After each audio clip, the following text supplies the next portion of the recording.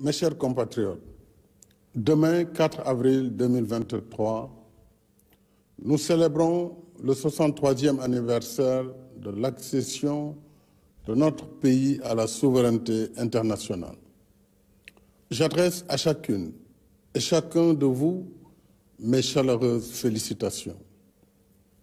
Par une heureuse coïncidence, notre fête nationale, symbole de ce qui nous rassemble au-delà de nos différences, se tient cette année sous le signe de la communion religieuse en ces temps bénis de jeûne et de carême.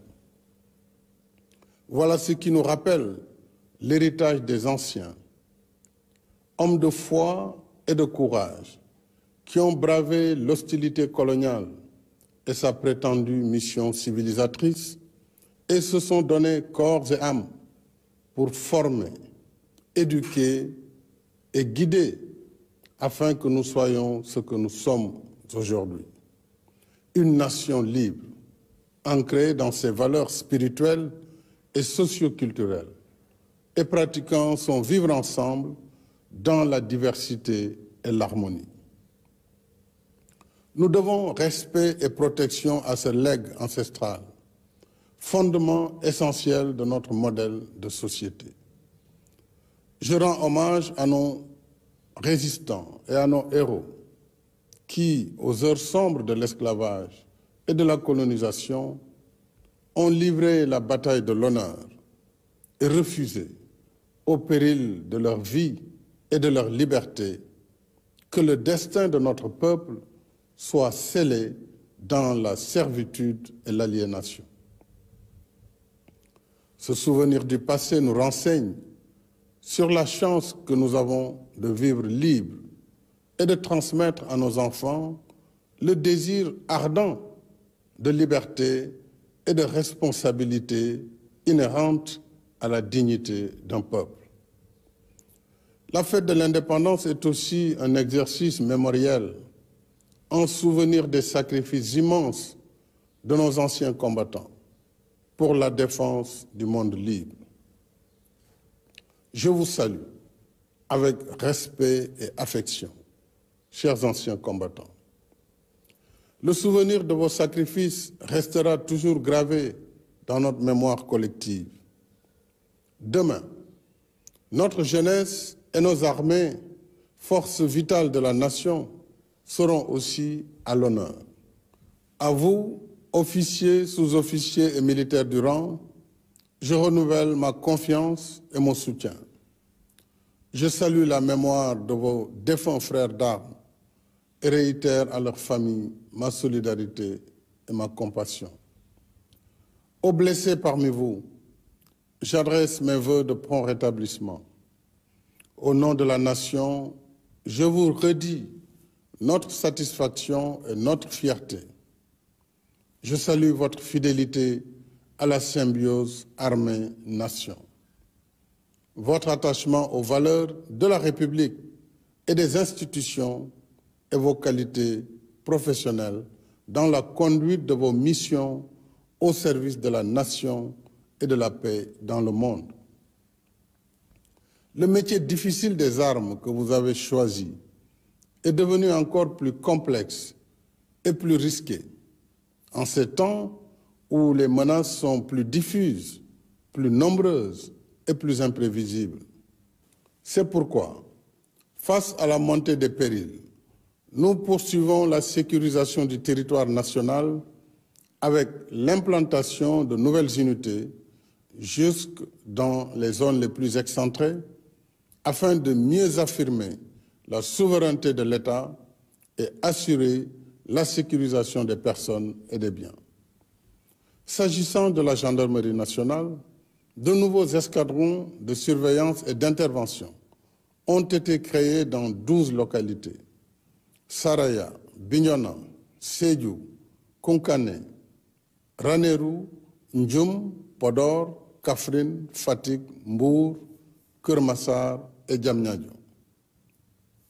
Quant à la police nationale, elle s'est dotée de 10 nouveaux commissariats aux Parcelles Assainies, unité 15, Golfe Sud, Diamaguène Sicap Mbao, Rufisque Est, Yeumbeul Comico, Zac Mbao, Thiaroye, Linguère, Nioro du Rip, Koungheul et prochainement à Keur Massar. Ces efforts sont renforcés par la modernisation des moyens d'investigation et le relèvement des effectifs afin que nos forces de défense et de sécurité restent toujours à la hauteur de leurs missions régaliennes et des tâches civilo-militaires qui leur sont confiées, comme la préservation des ressources naturelles, thème de la fête de l'indépendance cette année. En effet, la protection de nos ressources naturelles reste au cœur des priorités de notre souveraineté, avec la raréfaction des ressources, les pillages et trafics illicites de tout genre et la nouvelle vocation minière, pétrolière et gazière de notre pays. C'est pourquoi je tiens à la poursuite des plans d'équipement de nos forces de défense et de sécurité pour qu'en tout temps et en tout lieu, elles gardent l'ascendant et soient prêtes à la riposte. Mes chers compatriotes, dans mon message pour le Nouvel An, je vous ai entretenu de nos programmes et projets de développement économique et social, y compris l'état d'exécution de nos chantiers d'infrastructures indispensables à la réalisation de nos objectifs d'émergence.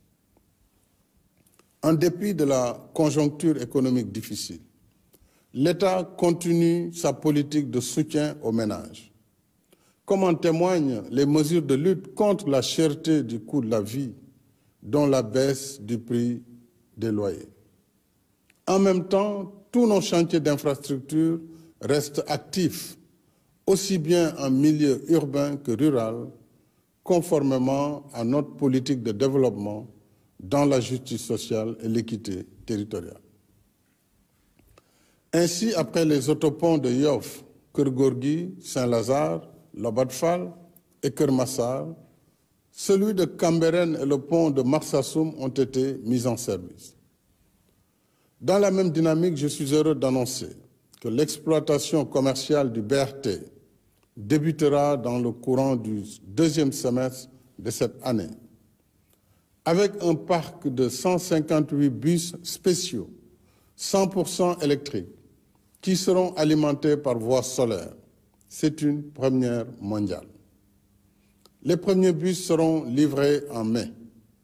Le BRT permettra de transporter plus de 300 000 passagers par jour, sans pollution, avec Internet à bord et dans les meilleures conditions de confort et de régularité, comme le TR. Il réduira de 90 à 45 minutes le temps de transit entre Guédiawaye et Dakar et mettra au travail 1000 jeunes dont le recrutement est en cours. Mes chers compatriotes, demain, aux côtés de nos vaillantes forces de défense et de sécurité, notre jeunesse vibrante sera aussi à l'honneur, à la place de la nation, parce que c'est elle qui, assurant la relève, porte nos espoirs pour le futur. À vous les jeunes, je voudrais vous dire que je mesure pleinement vos rêves, vos aspirations et ambitions légitimes d'être utiles à vous-même, à vos familles et à votre pays. Vous resterez au cœur de mes préoccupations. C'est le sens des investissements que nous continuons de faire dans l'éducation et la formation, y compris pour nos daara modernes. C'est aussi le sens de nos politiques de soutien à l'employabilité par l'enseignement du savoir-faire. Dans tous les pays, l'expérience montre que si la diffusion des connaissances livresques permet d'avoir un diplôme, elle ne suffit pas pour offrir la qualification nécessaire à l'emploi ou à l'auto-emploi. C'est pourquoi nous développons davantage l'enseignement professionnel pour mieux préparer notre jeunesse à la vie active. Nous voulons qu'à chaque niveau de formation et de diplôme, correspondent à un niveau de qualification qui facilite l'insertion dans le marché de l'emploi. C'est ce que nous faisons avec succès dans nos instituts supérieurs d'enseignement professionnel, ISEP. Et c'est ce que nous comptons faire avec le programme déjà finalisé de 38 centres départementaux de formation professionnelle.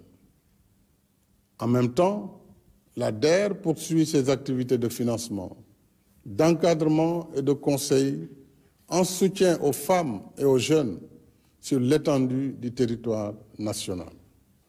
Quant au programme Xëyu Ndaw ñi, il a généré à ce jour 63 650 emplois sur les 65 000 prévus, alors que 14 150 jeunes débutants ont bénéficié de la convention État employeur sur l'objectif initial de 20 000.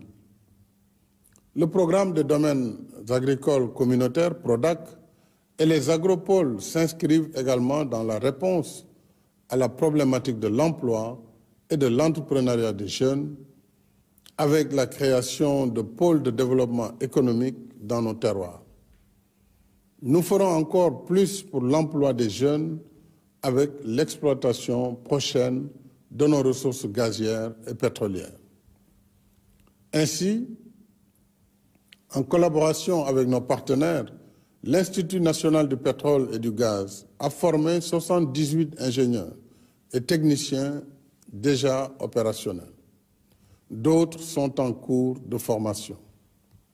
En outre, à la faveur de la loi sur le contenu local, j'engage notre secteur privé national à investir davantage dans la chaîne de valeur de la filière gazière et pétrolière afin de créer de nouvelles opportunités d'emploi et d'activités génératrices de revenus pour nos jeunes.